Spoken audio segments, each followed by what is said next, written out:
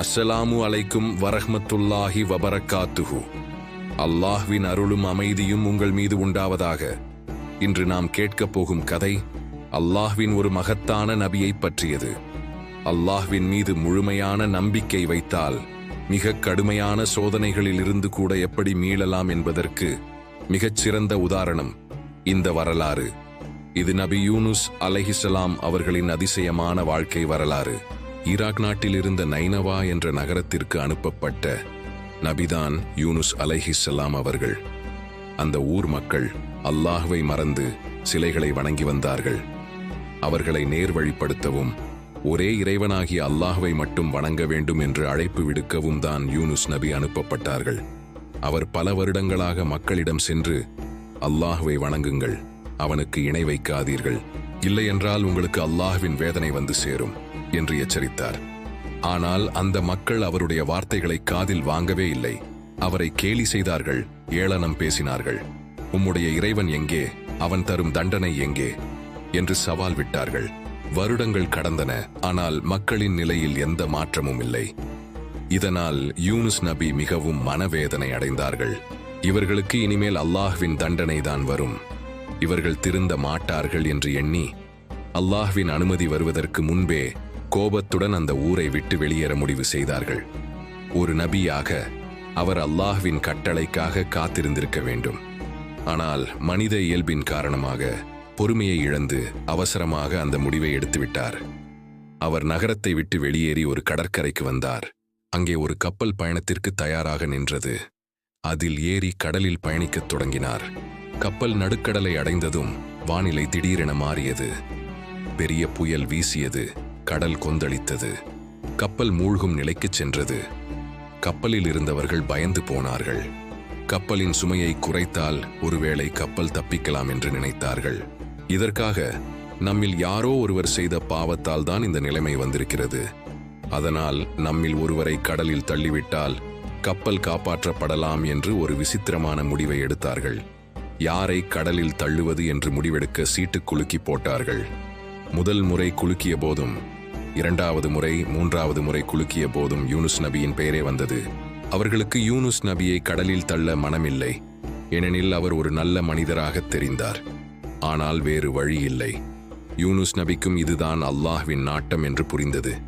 அல்லாஹ்வின் அனுமதியின்றி ஊரை விட்டு வந்தது தவறு என்பதை அவர் உணர்ந்தார்.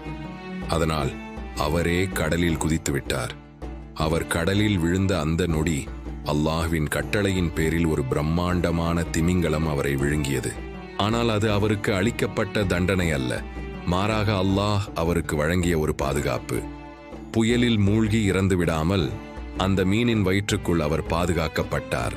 யோசித்துப் பாருங்கள், கடலின் ஆழம், சுற்றிலும் இருள், அதோடு திமிங்கலத்தின் வயிற்றுக்குள் இருக்கும் இருள். இந்த 3 இருள்களுக்குள் சிக்கிய யூனுஸ் நபி தன்னுடைய தவறை உணர்ந்து மனம் வருந்தி கண்ணீருடன் அல்லாஹ்விடம் பிரார்த்தனை செய்யத் தொடங்கினார்கள். அவர்கள் செய்த அந்த துவா குர்ஆனில் இன்றும் பதிவு செய்யப்பட்டுள்ளது. லா இலாஹ இல்லா அந்த சுப்ஹானக்க இன்னி குந்து மினல் ஸாலிமீன். இதன் பொருள், உன்னைத் தவிர வணக்கத்திற்குரியவன் யாருமில்லை, நீ தூய்மையானவன், நிச்சயமாக நான் அநியாயக்காரர்களில் ஒருவனாகிவிட்டேன். அவர் தொடர்ந்து இந்த துவாவை ஓதிக்கொண்டே இருந்தார். அவருடைய உண்மையான தௌபாவையும் தாழ்மையான பிரார்த்தனையையும் அல்லாஹ் ஏற்றுக்கொண்டான். அல்லாஹ் அந்த திமிங்கலத்திற்கு, என் அடியாரை பத்திரமாக கரையில் கொண்டு போய் சேர் என்று கட்டளையிட்டான். அந்த மீனும் அல்லாஹ்வின் கட்டளைக்கு கீழ்ப்படிந்து யூனுஸ் நபியை ஒரு கரையில் கொண்டு போய் சேர்த்தது. பல நாட்கள் மீனின் வயிற்றில் இருந்ததால் அவர் மிகவும் பலவீனமாக ஒரு பிறந்த குழந்தையைப் போல் இருந்தார். அவருக்கு உதவ அங்கே யாரும் இல்லை. ஆனால் அல்லாஹ் அவரை கைவிடவில்லை. அவருக்காக அங்கே ஒரு சுரைக்காய் கொடியை முளைக்கச் செய்தான். அதன் இலைகள் அவருக்கு நிழல் கொடுத்தன, அதன் காய்கள் அவருக்கு உணவாகின. சில நாட்களில் அவர் மீண்டும் பலம் பெற்று ஆரோக்கியமடைந்தார்.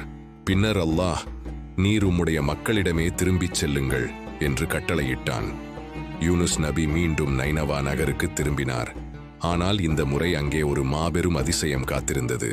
அவர் ஊரை விட்டுச் சென்ற பிறகு அல்லாஹ்வின் தண்டனைக்கான அறிகுறிகள் தெரிய ஆரம்பித்தன. மக்கள் பயந்து போய் யூனுஸ் நபி சொன்னது உண்மைதான் என்பதை உணர்ந்தார்கள். அவர்கள் அனைவரும் ஒன்று திரண்டு அல்லாஹ்விடம் பாவ மன்னிப்பு கேட்டார்கள். அவர்கள் மனதார தப்பா செய்ததால் அல்லாஹ் அவர்களை மன்னித்தான். யூனுஸ் நபி ஊருக்குள் நுழைந்தபோது 1,00,000 பேருக்கும் அதிகமான அந்த நகர மக்கள் அனைவரும் ஈமான் கொண்டு அல்லாஹ்வை வணங்குவதைக் கண்டார்கள். யூனுஸ் நபி அவர்கள் அடைந்த மகிழ்ச்சிக்கு அளவே இல்லை. நபி யூனுஸ் அலைஹிஸ்ஸலாம் அவர்களின் இந்த வரலாறு நமக்கு பல பாடங்களை கற்றுக் கொடுக்கிறது. எவ்வளவு பெரிய துன்பத்தில் சிக்கியிருந்தாலும் உண்மையான மனதுடன் அல்லாஹ்விடம் தப்பா செய்தால் நிச்சயம் அதிலிருந்து மீளலாம்.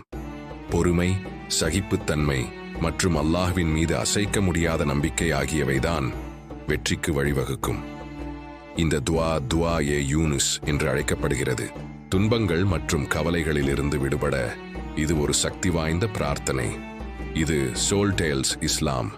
மேலும் இது போன்ற இஸ்லாமிய உண்மை வரலாறுகளை கேட்க எங்கள் சேனலை பின்தொடருங்கள். நன்றி.